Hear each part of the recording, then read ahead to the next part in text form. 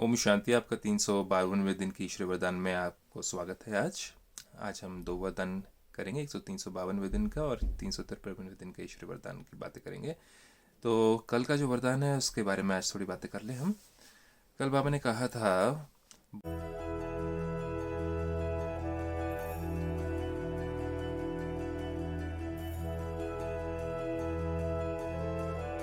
भुजाओं में सामाने और भुजाएं बन सेवा करने वाले, भुजाओं में समाने और भुजाओं बन सेवा करने वाले ब्रह्मा बाप के स्नेही भवा।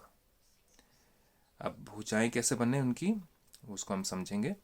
जो बच्चे बाप स्नेही हैं वह सदा ब्रह्मा बाप की भुजाओं में समाये रहते हैं। यह ब्रह्मा बाप की भुजाएं ही आप बच्चों की सेफ्टी का साधन है। ब्रह्मा बाप की भुजाएं मतलब कि कोई हाथ नहीं है उनके, लेकिन उनके अनुसार उनके करीब होकर के, भुजाओं में कब आते हैं हम किसी के, जब हम किसी के करीब होते हैं। और करीब कब आते हैं, जब हमारे सोच उनसे मिलती हो, संस्कार मिलते हों। तो उनकी भुजाओं में आना मतलब कि ब्रह्मा बाप मतलब कि एडम को फॉलो करना, तब जाकर के वो हमारा सेफ्टी का साधन होता है। किस चीज़ से सेफ्टी? सेफ्टी कोई हमारे साथ में बुरा कर दे, ये सारी चीज़ें नहीं। सिर्फ सेफ्टी मतलब कि हमसे कोई बुरा कर्म ना हो जाए। जो प्यारे स्नेही होते हैं वो सदा भुजाओं में होते हैं। तो सेवा में बाप दादा की भुजाएं हो और रहते हो बाप की भुजाओं में, है ना। तो ब्रह्मा की भी भुजाएं दिखाते हैं बहुत सारी।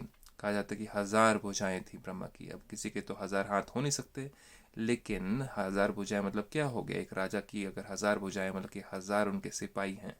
तो हम भी वैसे ही ब्रह्मा बाबा हो गए हमारे पिता, और हम उनके बच्चे जो हैं उनके समान बनने वाले, हम उनकी भुजाएं होंगे। एक बाप के भी बच्चे उसकी भुजाएं होते हैं, तो हम उनकी भुजाएं होंगे, हम उनकी ताकत हो गए, उनके अनुसार चलने वाले। इन दोनों दृश्यों का अनुभव करो। कभी भुजाओं में समा जाओ और कभी भुजाएं बनकर सेवा करो। भुजाओं में समा जाना मतलब कि कोई मुश्किलात आए तो ब्रह्मा बाप समान सोचना कि ब्रह्मा बाबा होते, अगर आदम होते तो क्या करते मेरी जगह पर, कैसे व्यवहार करते, क्या सोचते, क्या बोलते। ये हो गया उनकी भुजाओं में समा जाना। अगर थक जाते हैं तो उनकी भुजाओं में चले जाते हैं ना माँ बाप की, तो वैसे ब्रह्मा बाप की भुजाओं में चले जाना, असोचता बन जाना, ज़्यादा नहीं सोचना। और कभी भुजाएं बनकर सेवा करो। भुजाएं बनकर सेवा करो मतलब कि जैसे ब्रह्मा बाबा ने चारों तरफ परमपिता परमात्मा का नगाड़ा बजाया कि परमपिता परमात्मा धरती पर आकर के इस कलयुग को सतयुग में परिवर्तन कर रहे हैं, तो हमें भी उनकी पूजाएं बनना है।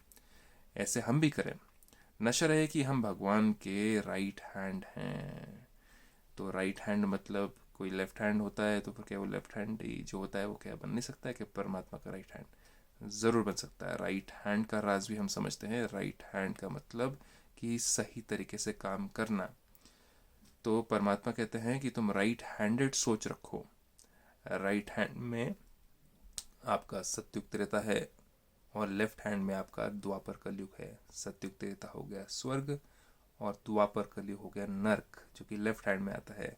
तो ये छोटा सा आपको एक राज बताया गया, लेकिन इसके विस्तार को जानने के लिए आपको ब्रह्मा कुमारी इसका 7 डेज कोर्स करना बहुत ज़रूरी है, जो कि आप जाकर के निःशुल्क किसी भी सेंटर में जाके कर सकते हैं। तो आज के परमपिता परमात्मा का वरदान, हमें भुजाएं बनकर रहना है और कभी कभी भुजाओं में जाके समा जाना है। इसी के साथ में ओम शांति।